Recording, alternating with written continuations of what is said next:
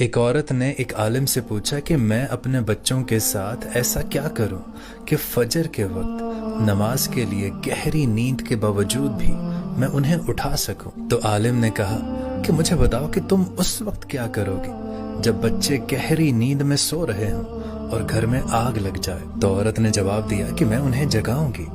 تو عالم نے پوچھا کہ اگر ان کی نیند گہری ہوئی اور وہ نہ اٹھے تو تب تم کیا کرو گی؟ تو عورت نے جواب دیا کہ مجھے اللہ کی قسم میں ان کو گردنوں سے پکڑ کر گھسیٹ کر گھر سے باہر لے آؤں گی اور انہیں بچاؤں گی۔ تو تب عالم نے انہیں بہت خوبصورت جواب دیا کہ عورت، اگر تم انہیں دنیا کی آگ سے بچانے کے لیے یہ سب کر سکتی ہو تو جہنم کی آگ سے بچانے کے لیے بھی تم یہی کرنا۔ تم ان کی گہری نیند کی پرواہ مت کرنا، کیونکہ اگر تم کرو گی ان کی پرواہ نیند کی تو چلیں گے وہ جہنم میں۔